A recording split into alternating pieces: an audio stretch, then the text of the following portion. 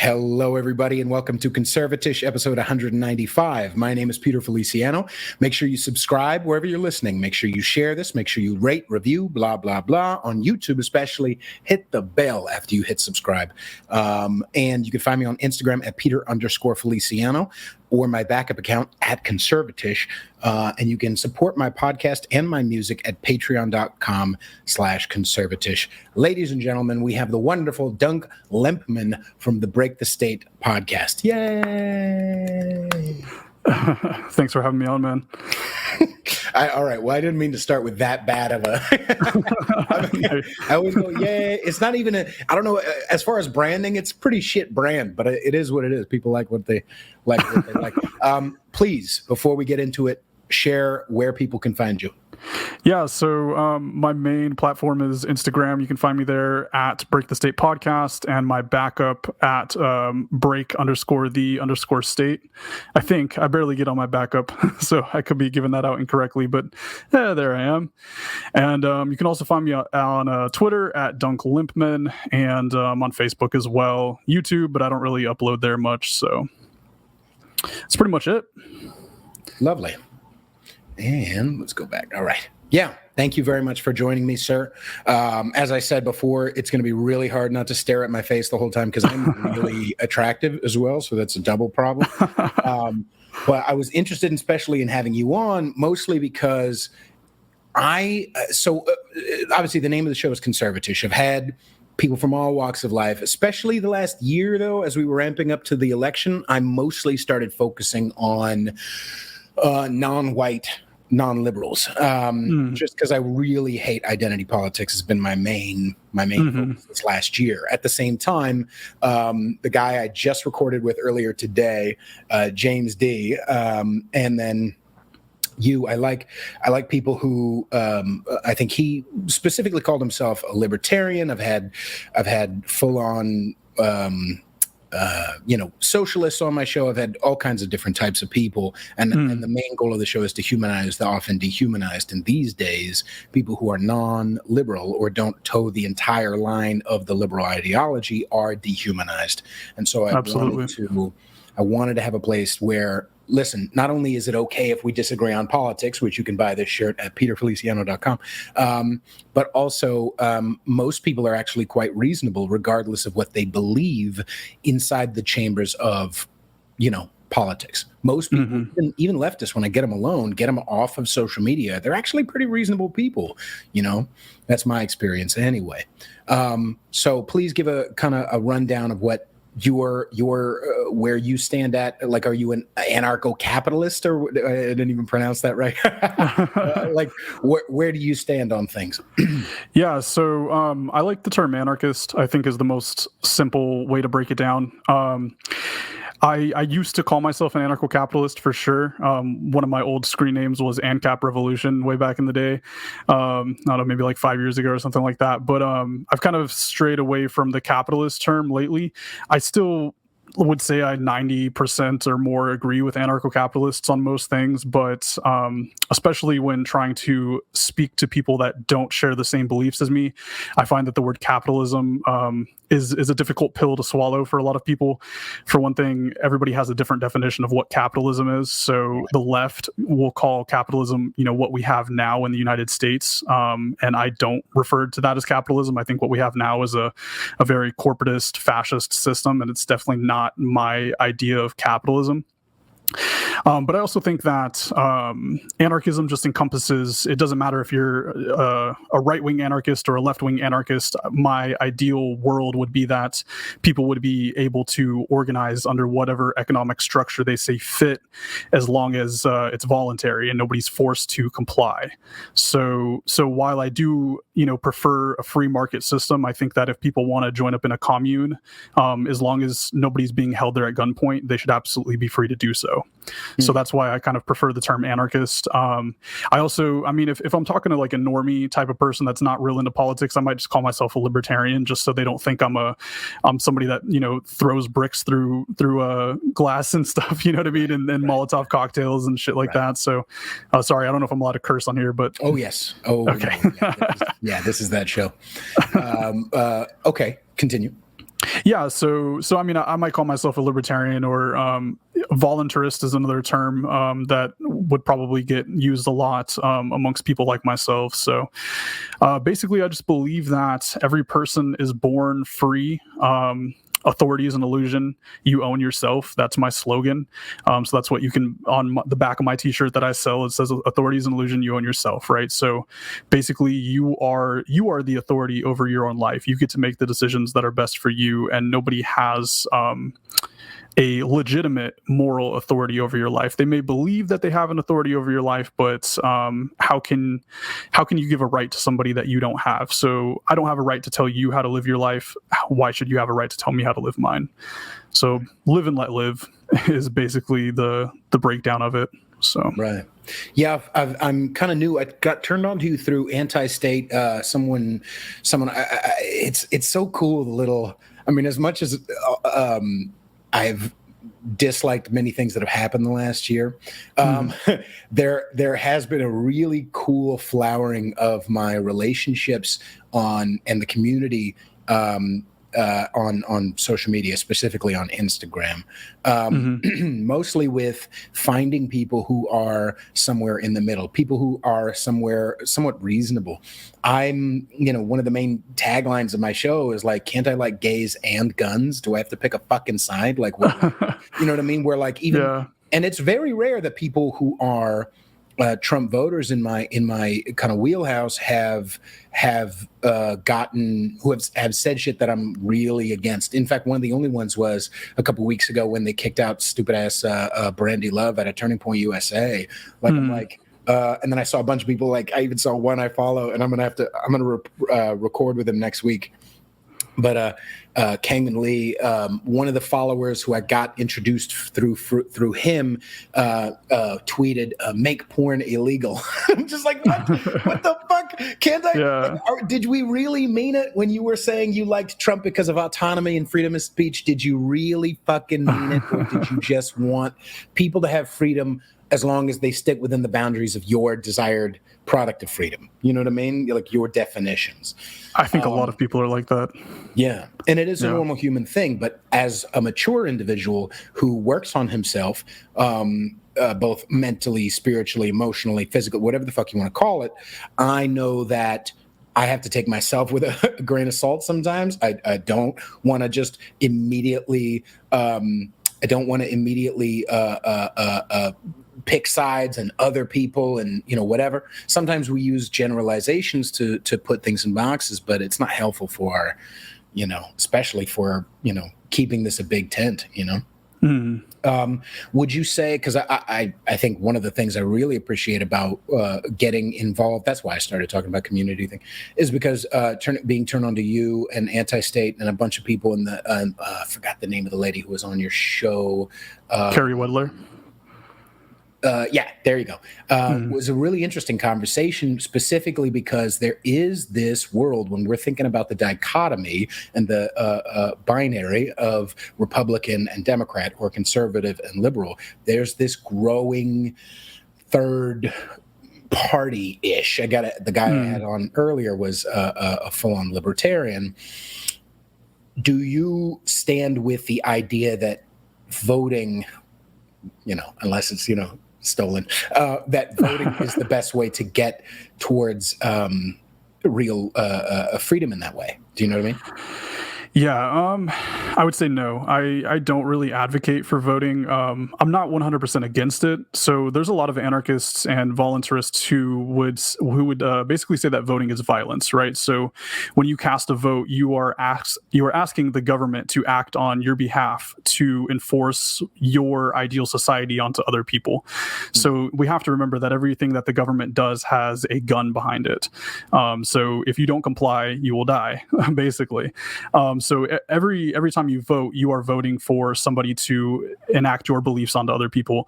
But that being said, I don't think that there's necessarily anything wrong with voting in self-defense, basically. So while I don't necessarily advocate for like voting for the lesser of two evils, I don't think that you're an immoral person for voting for like a Joe Jorgensen or what have you, who was the Libertarian Party candidate for 2020.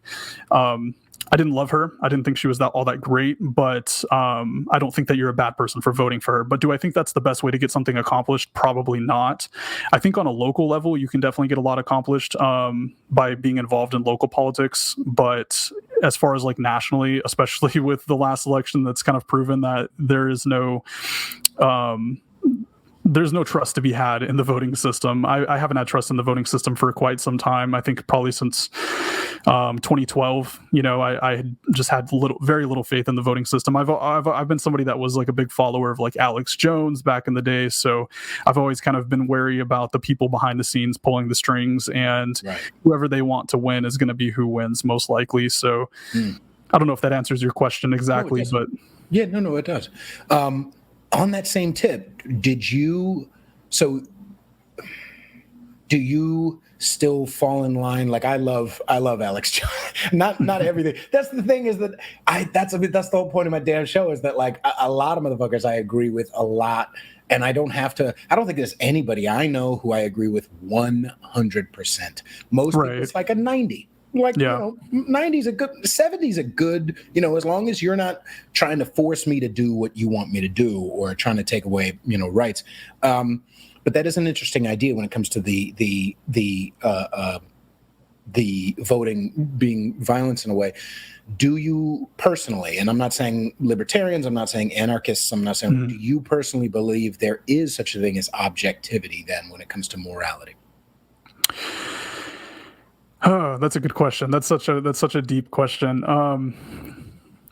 Yes and no. I don't know. Like, I don't know if I really have a 100% answer on that. I don't feel like I have the authority, again, to be able to say that. I think that morality can be subjective. I mean, there's different cultures all over the world that have different ideas of what's moral and what's not. But I do think that there is some level of objective morality, in the sense that obviously 99.9% of people would agree that you just don't kill other people, right? I mean, that's pretty basic across the board. However, there are some cultures where you walk into that place and you don't look like them, you're dead.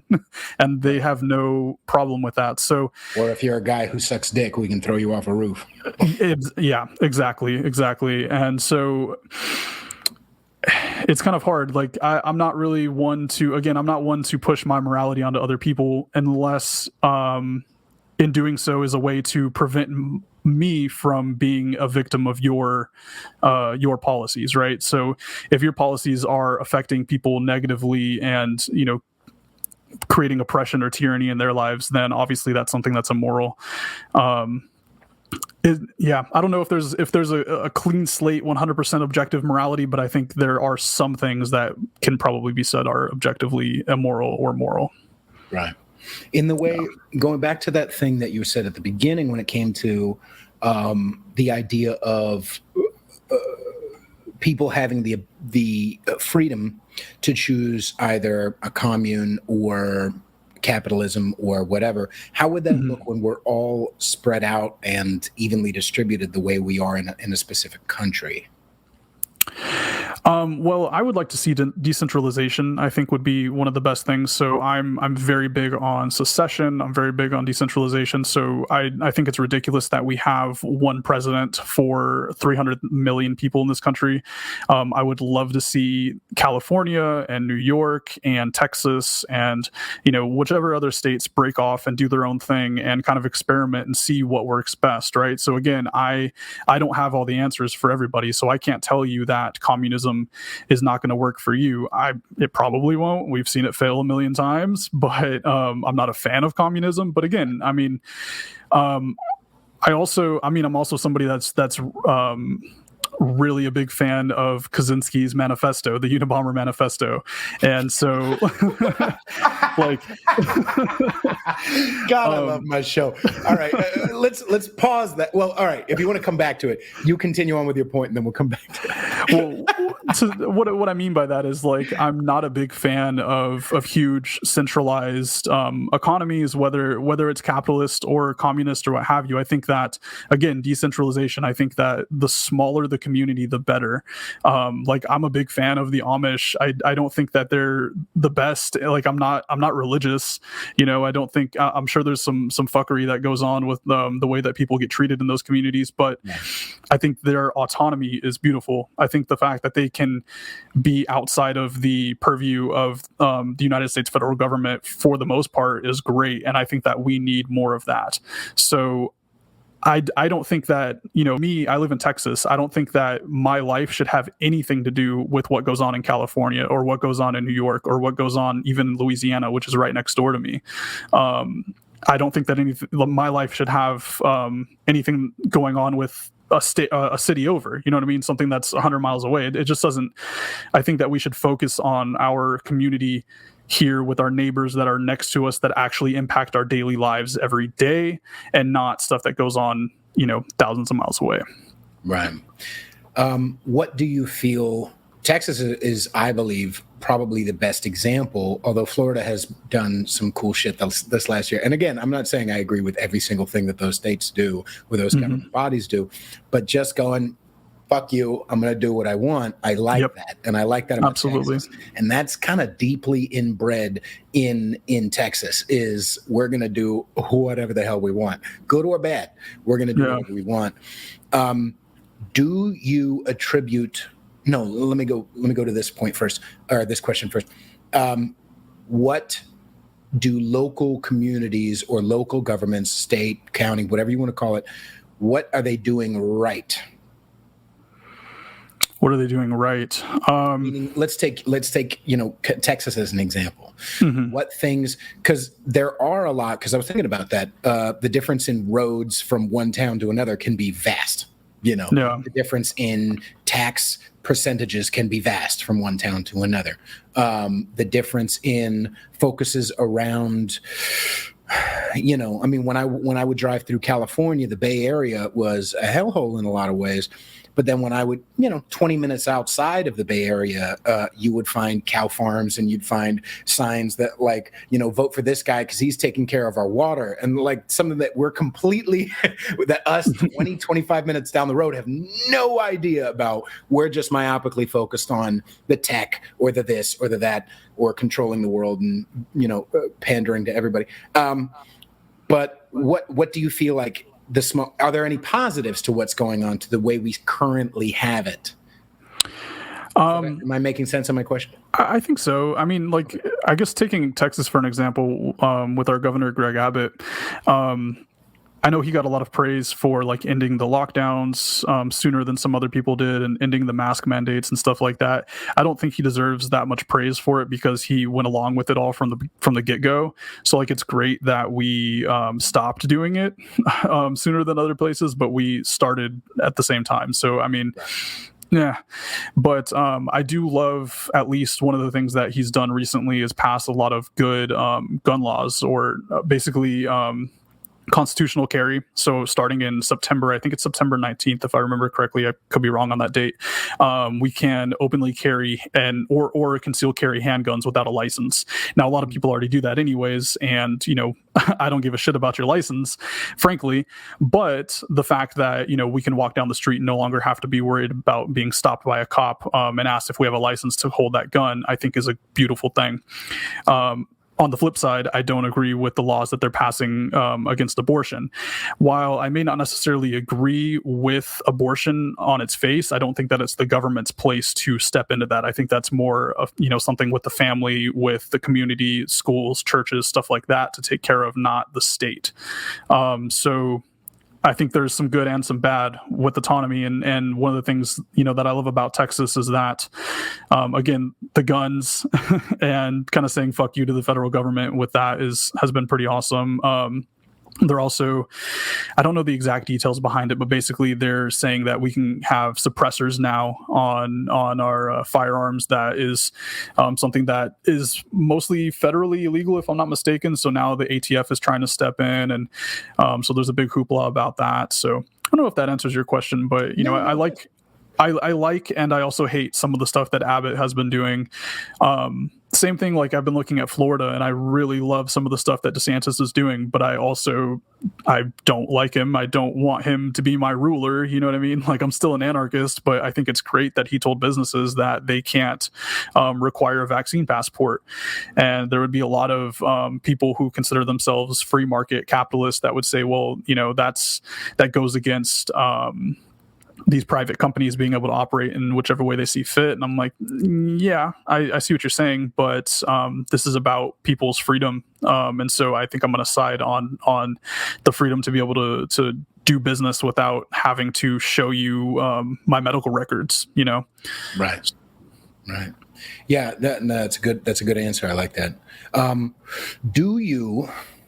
So like when it comes down to, everybody's kind of got different reasons for their stuff, for their beliefs, and I flip-flop on this from time to time when I'm in a place of taking care of myself, meditating and it's getting laid regularly.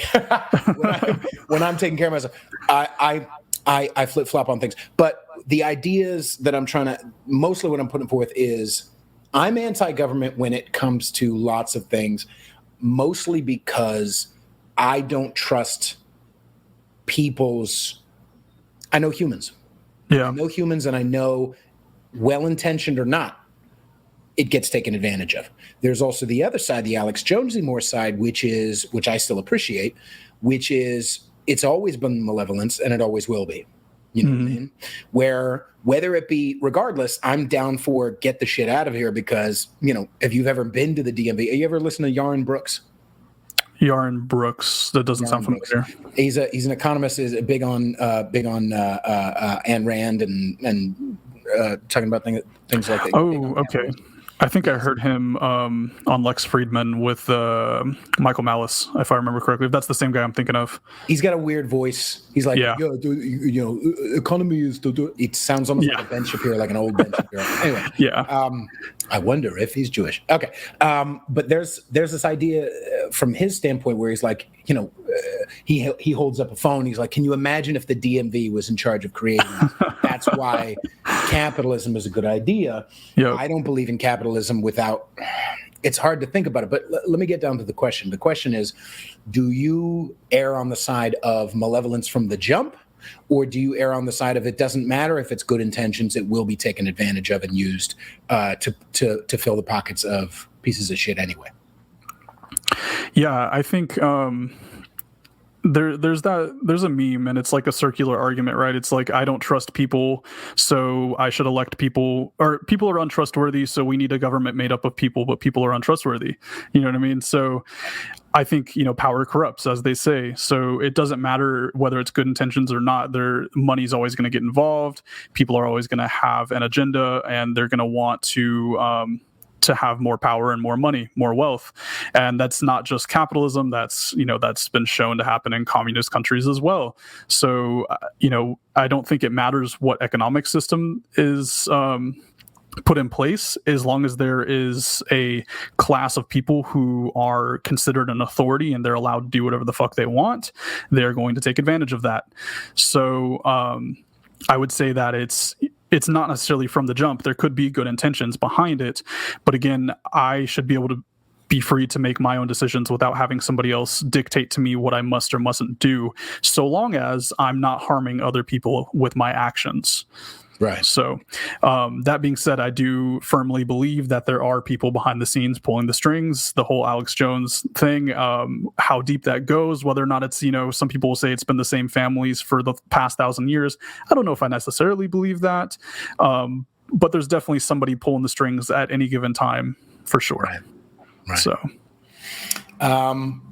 I think the way to grab the motherfuckers in the middle, the way to grab the people who are normies, as you say, is to soften the beaches with believing that, or at least saying sometimes when I'm, is to essentially believe that those people do have good intentions. I think, I rail against identity politics all the time, and I make fun of white liberals like a motherfucker. I really believe they are a poison. But not they as themselves. I'm saying hyperbolic things. Everybody relax, motherfuckers. But I'm saying to grab them, sometimes the goal for me to grab them and to help them change their behavior is to allow them to know that I know that they have good intentions. A lot of white liberals, I believe, follow a couple of black people on Instagram, maybe a couple of Black Lives Matter accounts. They put a black square up, please love me. They don't know enough black people to know how nuanced and how complicated and how independent and how a lot of them don't get down with this gay shit or this trans shit or this whatever, who you know what I'm saying? Like how complicated they are. They create some sort of a monolith idea in their heads, and that's why. And so I believe most of them have good intentions. I don't want to hurt anybody. Oh, gee golly, I don't want to be a white supremacist. I'll do this. I'll vote for this horrible piece of shit named Joe Biden. I don't want to be that person. You know what I mean? Yeah. But as far as the way to manipulate those well-intentioned people is, I do believe Joe Biden and the Kamala and the whoever, Black Lives Matter organization, do know what they were doing and did it and manipulated people by their feelings. You know what I mean? Was there a point in your life where you were more normie? Was there a point in your life where you were also, where you can look back and go like, oh, that was from white guilt, or oh, that was from, I had good intentions, but really I was being manipulated? Was there a point in your life where you had that? I was not quite old enough, but had I been, I would have voted for Obama in 2008. Probably a lot of that to do with because he was black. And that's not because, and I don't think it's because I was a bad person or something, you know what I mean? It was because I had grown up in the United States. I had seen, the struggles that black people go through, and I'm not going to downplay that. And here is a well-spoken black man on television who's saying a lot of really great stuff. He was saying a lot of things that most people really agreed with and really loved. And I was like, this guy's awesome. Like, I would totally vote for this guy. But I also didn't know shit about politics at the time. So yeah, I mean, I think part of it probably had to do with that.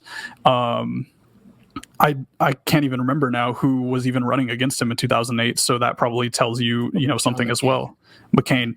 Yeah. I mean, I didn't know the first thing about John McCain. So again, I can't say that it was totally, a lot of it just had to do with ignorance, really, of politics. But absolutely, I was definitely a very normie person back then. And it was, again, I don't know how many times I'm going to say this name, but it was Alex Jones that I got introduced to. So here's a great story. This is actually how I got into politics. So again, I'm from Texas, and so there's a rap duo here called UGK. I don't know if you've heard of them. Oh yeah, dude, Bun B. Yeah, yep, dude, Bun B. Yep, Bun B and Pimp C. And Pimp C died in 2007. And so I was a big Texas rap connoisseur, I guess you could say. Growing up, I listened to a lot of DJ Screw and UGK and stuff like that, right? So there was these videos going around on YouTube called Pimp C was killed by the Illuminati or whatever, right? So I was watching these conspiracy videos, and then it's like, well, Michael Jackson is part of the Illuminati and Jay-Z is part of the Illuminati, right? And my uncle walked in the room one day, and I'm down this YouTube rabbit hole, and he's like, dude, if you really want to know about this stuff, check out this documentary called Esoteric Agenda. And then he put me on to the 9/11 Truth Movement, and then he put me on to Alex Jones. And from there, that's just how it spawned. And because Alex Jones has always referred to himself as a libertarian, even though I don't think he's the best libertarian, he's always referred to himself as one. So that's what got me started into libertarianism. And he also introduced me, through Alex Jones, I was introduced to Adam Kokesh, who basically said that anarchism is the logical conclusion of libertarianism. And that's how I got introduced to anarchism. And, from there, I've kind of landed where I'm at now. But anyways, yes, to answer your question, I definitely was a normie back in the day, and I definitely could have been a white liberal right now had I not been introduced to some of these ideas. So right.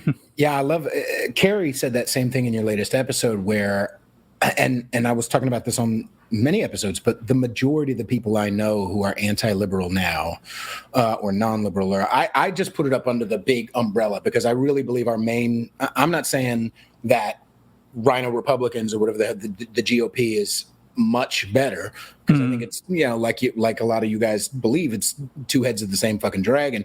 But anybody who's gonna keep people out of the conversation based on their skin color or whatever, they're my real enemy. Anybody who's going to stop our conversation right now, because already you've experienced it. Anybody who's non-liberal has experienced getting their accounts throttled, getting their views throttled, getting kicked off of accounts.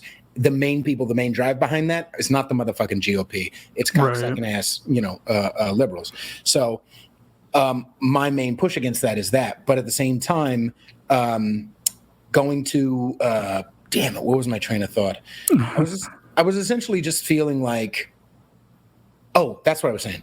Anybody I know who's on the non-liberal side right now voted for Obama. Almost all of us, or would have, right? Mm-hmm. So, and that's what Carrie said her experience was too. What did Obama? Let's really break it down, just as far as because a lot of the liberals who follow me, they're like, I love Peter, but if he wasn't half Puerto Rican, I would get rid of him, and then that's why I decided this week's going to be White Guy Week. Every episode I've had for the last 3 months has been, here's a black non-liberal, here's a black non-liberal, here's a black non-liberal. What did Obama do wrong? Wrong. Everything.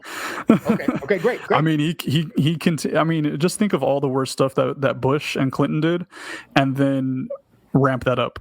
That's basically what he did. I mean, he continued the wars and expanded them. He re-signed the National Defense Authorization Act that basically says that American citizens can be, put under arrest indefinitely without being read charges. And that's something that came into fruition in Chicago. I think Carrie corrected me, and I had said it was in like 2013, but I think she said it was 15. Again, he expanded the wars. He did nothing in the way of fixing the economy. He's just he was the same thing as Bush and Clinton, basically. I mean, there's almost no distinction, to be quite honest, amongst the last presidents. I think the only distinction with Trump is that, perhaps he wasn't controlled by the establishment, but or at least he wasn't controlled going into it. But I think even he was compromised.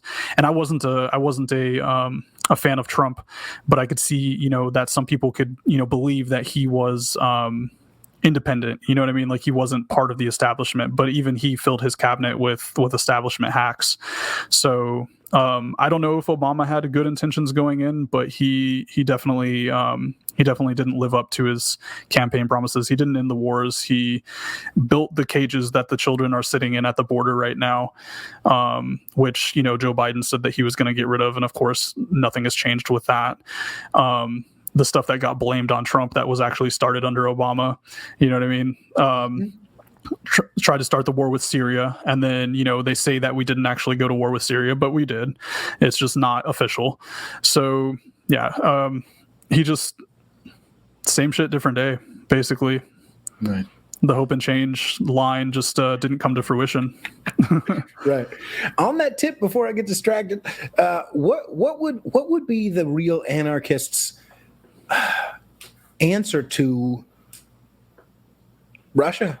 Like, if we were in full-on anarchism, and I don't mean anarchy in the Molotov sense. I mean anarchy in the you know what? Me and my state area, we're gonna chip in and pay taxes and get roads and blah blah blah. We're gonna do this all on our own. True ass motherfucking communist, community living or anarchy or whatever you want. Small to no government. What would that look like from threats from other countries? That's a good question. I think for one thing, if there's not a government to take control of, if people have rejected the idea of authority, the belief in authority, and have understood that they are free to make their own decisions and they're the sole authority of their own lives, they're not going to accept a foreign government coming in here and declaring that they're, the leaders now. We've already kicked out our own government. We're not going to let a foreign government come in here and do the same thing. I think that tanks and jets and stuff like that, they're not going to go anywhere. They're still going to exist. So I think people are still able to come together freely and voluntarily to form militias or what have you to be able to defend themselves. And again, if there's no centralized authority to be taken over from, the shadows or whatever, then it's going to be a lot harder. I mean, we've all seen, Red Dawn, and we've seen what happens in the Middle East, where basically guys in sandals and with AK-47s are able to take on the world's most powerful government, which is the United States military, and do a pretty damn good job of it. We saw what happened in Vietnam, same thing. So I don't think that those threats are as viable as people maybe perceive them to be. That's just my thought, and I think that there's definitely people that are a little more well versed on geopolitics and stuff like that that could probably give a better answer to that. And truth be told, it's not something that I've put too much thought into, and it's something that I definitely need to, because I know that's a question that's something that gets asked a lot, is like, well, what happens when China or Russia or whoever invades, right? And maybe I didn't give the most solid answer, but I know there's a lot of people in the liberty movement who are anarchists or libertarians who definitely have a better answer for that as well. I know a lot of people will also say that having a military like we do makes us less safe, because you have blowback. If you go and bomb countries for generations and generations, I think they're going to hate us. I mean, they're going to want to come over here and do the same thing to us. So if we're leaving people the fuck alone, what incentive is there for them to come over and blow us up or whatever? You know what I mean? Right. And that is full on, i.e., a lot of the people. I'm not wanting to get too deep into early 2000s to a couple still happening Middle East, but I do want to say a lot of the people, from what I've seen and from the stories I've heard or whatever, are people who really hated motherfucking Taliban rule or hated what's that dude's name? The evil one from the Saddam. Thank you. Saddam. Yeah. We helped, but from a full-on anarchist idea, it would be, no, we still shouldn't try to help, because it still can be manipulated. We still can enforce our morality, which is subjective over there, which obviously we saw. But even if people were calling us and asking for help, even if people were calling your community or your state or whatever, asking for help, you still ideally wouldn't step in and try to help people, even if they were getting killed or things like that, right?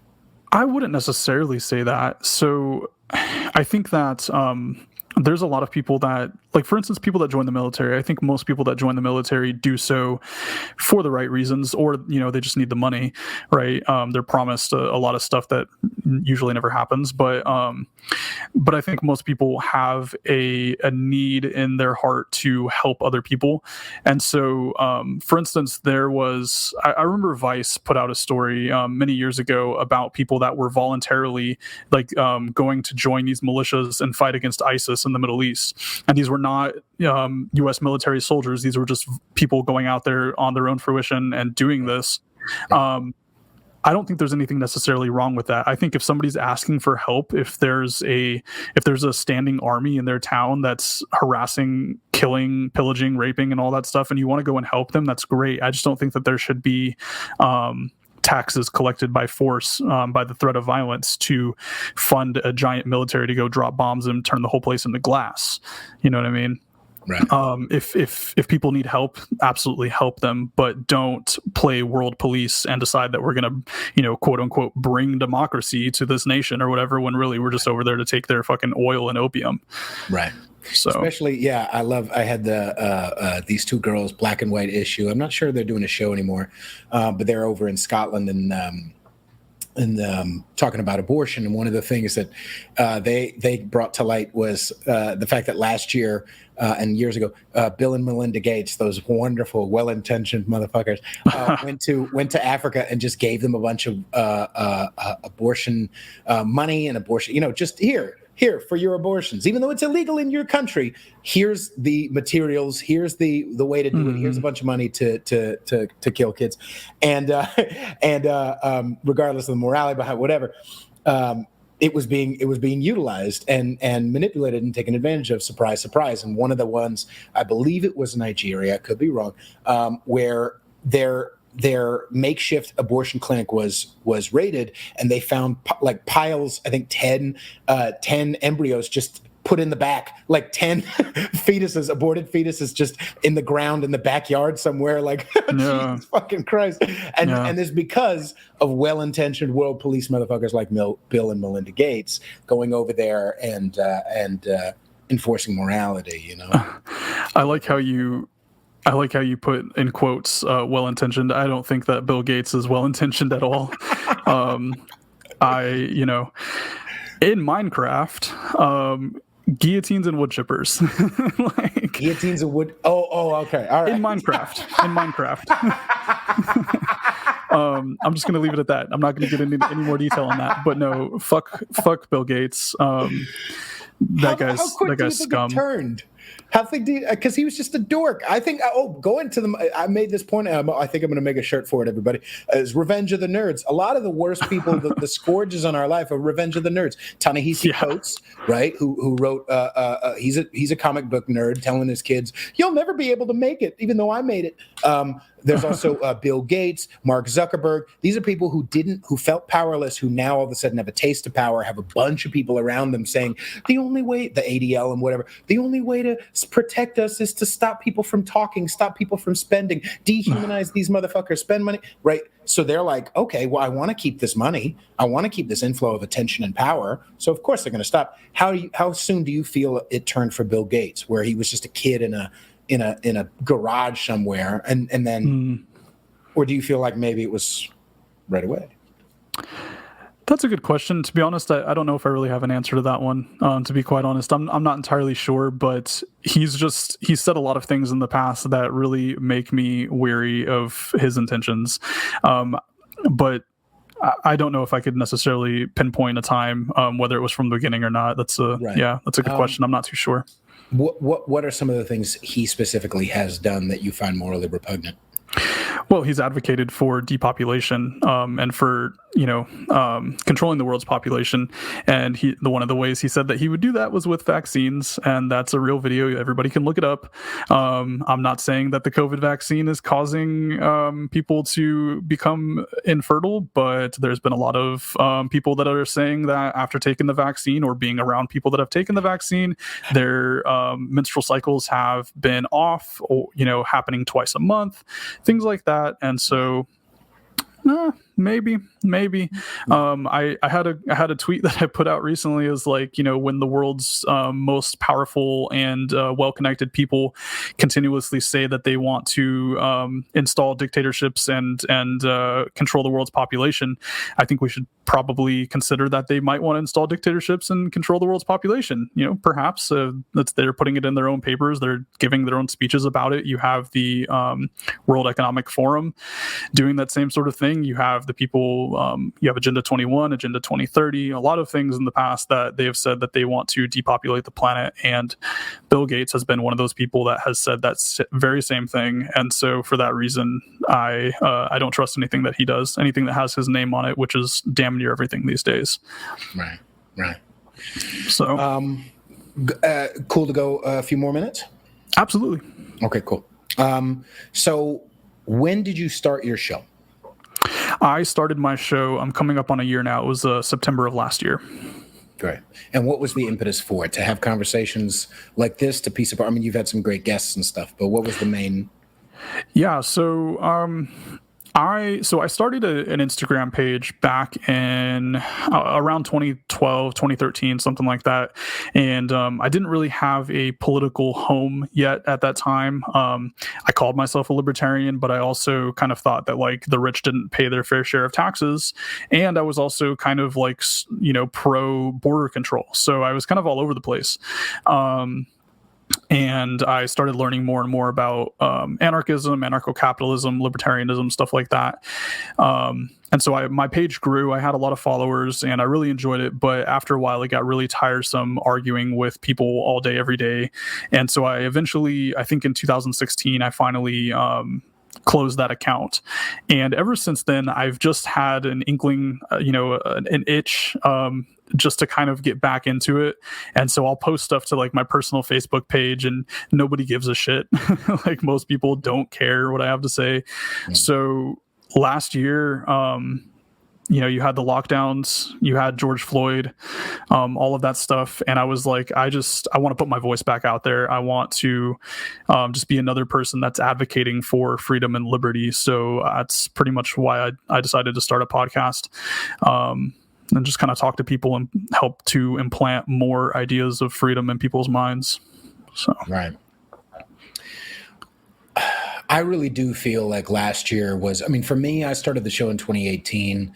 I had a conversation. I had voted for Biden and then, for Bernie, and then begrudgingly for Hillary. Again, my experience was I didn't really know no better. I just thought, oh, this is interesting. Yeah, it was like right when I started to kind of wake up a little bit. I've always been rebellious. I've always wanted to, say fuck you.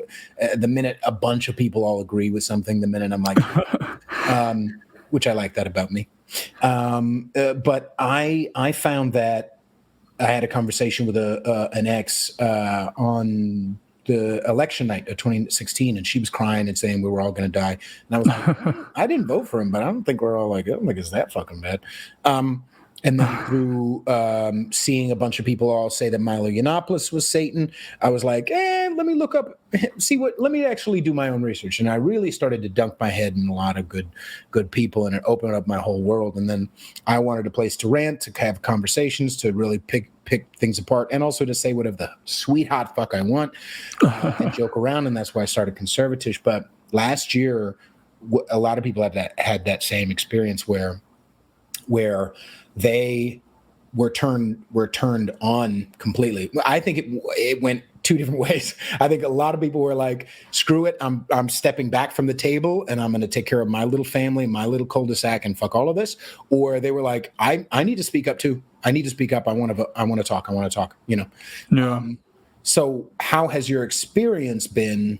Because I kind of feel like regardless of left, right, wherever people are on the spectrum, there's always going to be people who, the way I say it on my show is people who don't get laid. There's always going to be people who their identity becomes what they vote. Their identity becomes being online all day, being an asshole, like not taking care of them, like being online. Actually, so how has your experience being like wading back into the waters?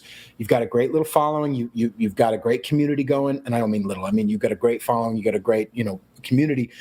How has your experience been wading back into the waters? Has there been a lot of blowback from douchebags or?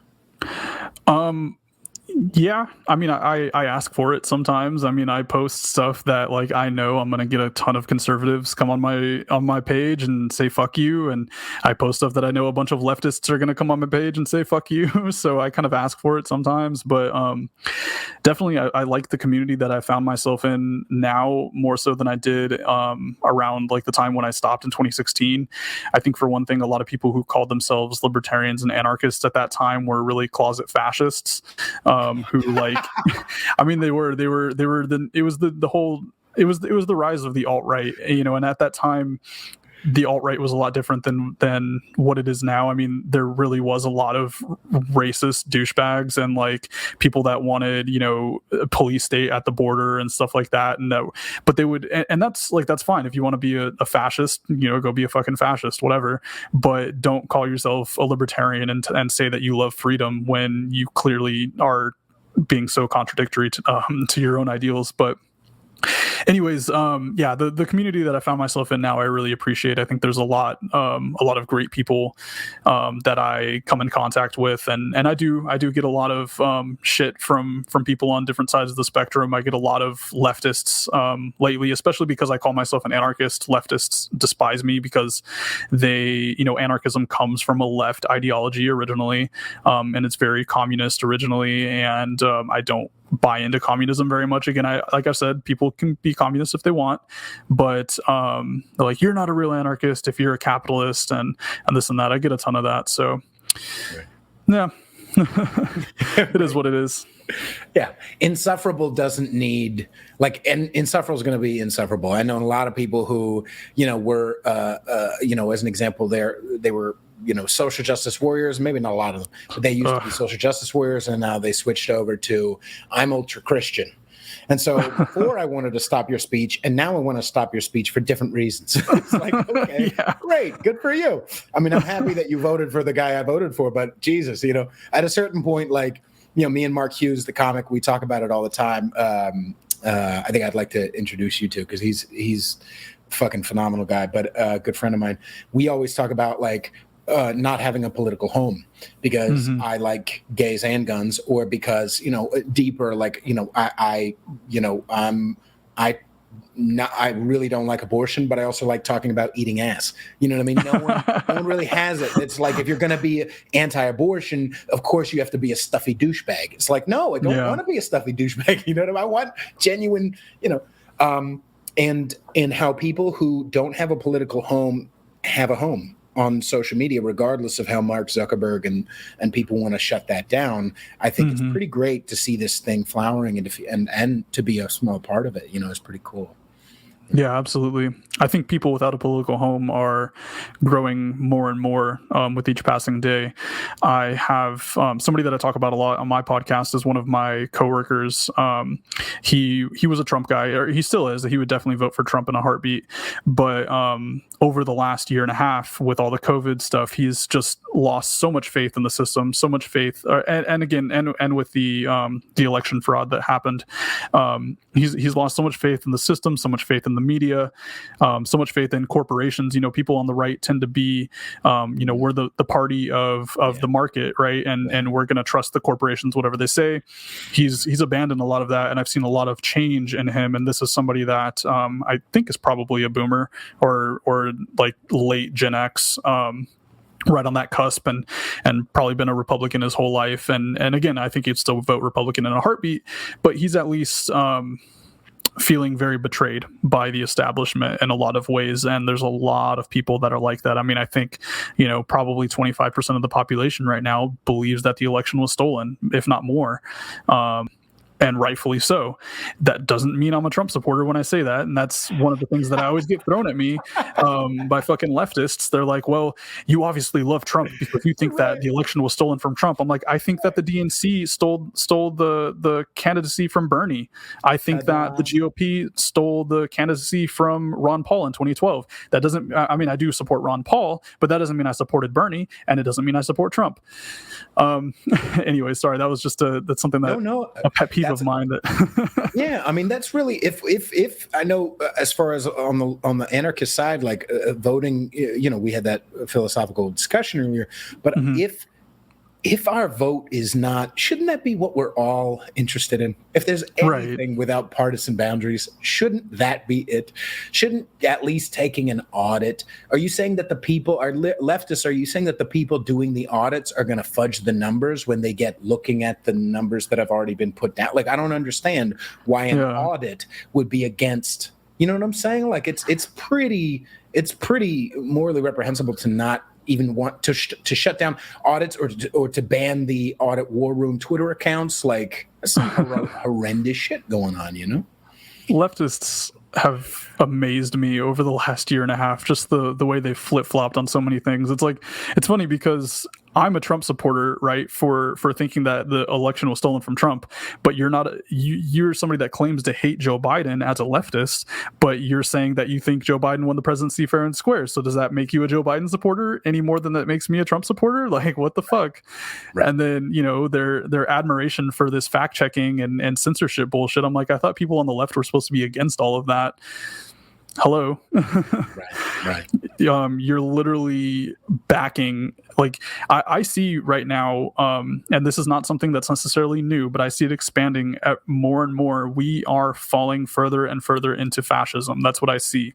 And being somebody that is economically right-wing, I get accused of being a fascist, and I'm like, I'm against everything that's happening right now. How am I on the side of that when you are the one that's backing everything that's happening in the establishment right now, and you think that you're the one that's on the side of the rebellion, you know? It's beautiful. It's the same thing they did with grunge. As soon as grunge turned into, you know, now it's at Macy's, you know, kids wearing fucking flannels and shit. Anything, even if it has good intentions, someone with money will smell, more money to be had. Thank you. And now Rage Against the Machine has been invalid for a long time. Let me just reiterate. Rage Against the Machine has been invalid for a long time, not just because it's the same song over and over and over. Play a fucking different chord, asshole. But also it's invalid because the machine has become the left. The machine has become the left has become the machine, or whatever the fuck you want to call it. The definitions of the machine is not. This isn't. I would have railed against anybody of the. You know, I would say this. The people in 1991 or 92 who were saying we needed to get Ice-T in trouble because he made a song called "Cop Killer." I would have been against that then too. I'm against it fucking now, just because it's we got to protect black people that we don't fucking know. You know, we have to stop them from saying things. It's the same. I'm against it. You're the problem. You're the machine. Speaking of machine, let's start wrapping up. I wanted to talk about just a quick idea around January 6th, because a lot of people, I haven't been able to dig enough, but a lot of the people that I love on Instagram and Twitter have dug into this, and I've been distracted with other things. You know, as somebody who does your own research, have you ever gone on the FBI website? It's the worst. Trying to find your crime statistics. Anyway, so what in your mind, even though you're not an evil Trump supporter, what happened on January 6th from your standpoint, from your view? I haven't dug a whole lot into it either, like yourself, to really look at all of the intricacies, but I don't think that anything like that ever happens without some sort of Fed involvement on one level or another. So if we look at what happened with the Governor Whitmer situation, where supposedly they were going to kidnap the governor or whatever of Michigan, like half of those people have turned out to be feds. And I think that the same thing likely occurred on January 6th. When I was watching the coverage of that, I can't tell you how hilarious and like amazing, and like I have no shame in saying that I just loved watching that, because as somebody who is an anarchist, like I'm like, look, I watched people riot for the last year, or all last summer I watched people riot in the streets and burn down buildings. I'm like, you're burning down the wrong fucking buildings, dude. Like, hello, like the mom and pop shops don't need to be burned down. It's the state capitals that need to be burned down, right? And so I was absolutely thrilled just watching. I'm like, I'm not too happy about why they're doing it, but it's great to watch people like break into the Capitol building. It's pretty fucking awesome. I love it. I think that needs to happen more often in Minecraft. No, I definitely think that there was some Fed involvement. I mean, we can see on video that there was cops like literally taking down the barriers and letting people inside of the Capitol. And so was that, just cops acting on their own because they are Trump supporters themselves, or was there something more nefarious going on? I will probably never really know, which is kind of the same answer that Carrie gave when I asked her on my podcast. We probably won't know, and if we ever do know, it's going to be only what they want us to know. But again, just speculating, I definitely think that there was some Fed involvement in that, and a lot of people, of course, on the right think that Antifa was part of it. Maybe, perhaps. I think it's funny that Trump is like, booted from all social media now because he incited a riot. I think that's ridiculous. I won't even call that shit a riot. That was not a riot, and it was not an insurrection either. What insurrection in a country of 400 million guns or something like that? What insurrection has not one single fucking gun show up? What kind of insurrection is that? No, these were just people that were out there protesting. They were pissed off, and probably one or two people got closer and closer and closer to the building, and everybody was like, oh, look, they're going up there. Let's go with them. And then it just kind of escalated. And again, there probably was some feds in there that, whoever broke the first window or whatever was probably a cop, most likely, because we've seen that happen over and over again. And when I say a cop, I don't mean your average, street cop or whatever. I mean, somebody undercover or what have you. We've seen that. Alex Jones put out a documentary in the past about what was it, Seattle, or I don't even remember now, the world something or other organization that happened. Basically, agent provocateurs, right? These are people that are undercover that go in and try to stir up shit to make a legitimate protest turn violent, so that way the riot police have a reason to step in, and the media has a reason to paint these people as no longer a peaceful protest. And this happens, it doesn't matter if you're a right-wing protest, a left-wing protest,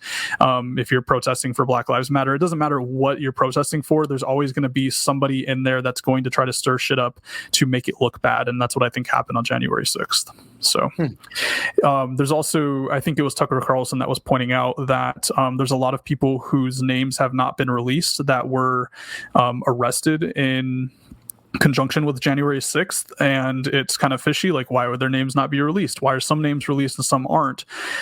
Unless those people are, involved in some way with the federal government, and they don't want their names being released out there for people to, draw the conclusions. So, right. Besides the fact that also, regardless of intention or whatever, a lot of those people have been held without possibility of parole or without possibility of bail. And it's like, people like, I hate to be the patriot, right winger, but I'm just going to say a lot of motherfuckers who were involved in the Antifa riots and the Black Lives Matter riots are way the fuck free. Way free, no problem. Oh, you siphoned off your own block in Portland? Fine, whatever, don't matter. Like, a lot of those people are free on bail or whatever you want to call it. A lot of these people are being held without trial, without nothing. It's fishy. It's fishy. Yeah, I think because those people are the useful idiots, right? Those are the people that the establishment, the media, the corporations can use to further push their agendas. So Antifa rioting is perfectly fine. Like, it doesn't matter if they burn down a Target, like that's not going to really hurt their bottom line, but it helps them to establish their level of control. Likewise, they want a reason to crack down on dissenters, on actual dissenters. The people, again, like people like Antifa and Black Lives Matter, most of them are probably well-intentioned, but a lot of them, again, are useful idiots that kind of that allow the establishment to continue doing what they want to do. These mega corporations have totally hijacked the whole Black Lives Matter and the wokeism and all this stuff, and just putting rainbows on everything. And it's obviously worked because people are no longer speaking out against the wars. They're no longer speaking out against the shitty things that these corporations do. They're no longer speaking out against the Democratic Party that they claim is not representative of their ideology. But anyhow, yeah. So I think people that are more right wing are going to get the boot a little bit more than people on the left right now, because the people in power are afraid of an uprising of people that actually value liberty and freedom. So they have to set an example of those people, and they also have to have a reason to ramp up the police state. And if they can say that there's a scary, Nazi around every corner, just the same way that they did after September 11th, oh my God, there's a Muslim extremist around every corner. We got to, put all these things into place. The Patriot Act, the National Defense Authorization Act, the NSA spying and all of this, they need a new boogeyman. And the new boogeyman is white people, right wingers, things like that. So, right. And I'll just end that point by saying the majority of the right wingers that I have on my show are black motherfuckers. I intentionally have put a lot of not trans, gay, black, Mexican, Chinese. I don't give a fuck. I will be the one man.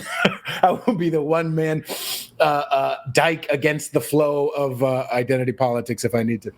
Mostly probably because I'm a mixed boy and I'm a little bit metal and a little bit hip hop. Anyway, before we close, where can people? What do you feel is a good, if someone wanted to start besides listening to Alex Jones, listening to the Break the State podcast? What can they start reading if they wanted to look or learn more about anarchism? Yeah, so I honestly right now I wouldn't really recommend like Alex Jones anymore. I kind of stopped listening to him in 2016 when he fell for the whole Trump thing. But although I do love to hear him on like when he comes on Michael Malice or Joe Rogan, I just eat that shit up. That's great. Yeah. Or Tim Pool or whatever. But no, I would recommend a few authors: Lysander Spooner, Murray Rothbard, Thomas Sowell. And not even all these guys are really anarchist, but they can give you a good establishment in economics, which I think is one of the most important things, and just the belief in authority. So let's see, who else am I missing here? Lou Rockwell, Larkin Rose has a really great book. Larkin Rose has a really great book called what is it? The Most Dangerous Superstition. And he also did a documentary that talks about kind of along the same lines as the book. So that's I can't remember what it's even called, but it was something that he had actually done for one of Alex Jones's contests or whatever, where they said, make a documentary and you'll win $1 million or whatever the fuck he did back in the day. I don't know. He used to do a bunch of contests, and Larkin Rose had put out a really great documentary talking about the Constitution and stuff like that. And every dictatorship has a constitution, and it's done nothing to limit the power of government. So yeah, those are some authors that I would recommend. I would also recommend some really great podcasts other than mine. Of course, it's taboo to promote other podcasts, right? But Dave Smith, Part of the Problem, is really awesome. Michael Malice's You're Welcome is great. I really appreciate Tim Pool, even though I don't agree with him on everything. I really appreciate that he platforms a lot of libertarians and anarchists and people like that. And then another one of my favorites is Pete Quinones' Free Man Beyond the Wall. So there you go. Nice. And again, thank you very much, Dunc, for joining me. Where can people find you? Yep. So I'm on Twitter at Dunc Lempman, and Instagram at Break the State Podcast, and my backup is at break_the_state. I also have breakthestate.net where you can kind of learn a little bit more about me, and yeah, that's pretty much it. I'm on Facebook, but I don't really post there very much. So, yeah. I think I might even get rid of mine. I've been saying it for a couple of weeks, but I think I really will. Okay. Well, yeah, thank you very much. Everybody, wherever you're listening, make sure you subscribe. Make sure you share this. Make sure you get into the books that Dunc was talking about. Find me on Instagram at Peter_Feliciano and my backup at Conservatish. I've got new music coming out very soon. It's not political. It's actually kind of goddamn pretty. So enjoy that. And make sure you subscribe on YouTube for more of that. And what else? Support my podcast and music at patreon.com/Conservatish. Thank you very much, Dunc. I'll go ahead and end the recording now. Thanks, man.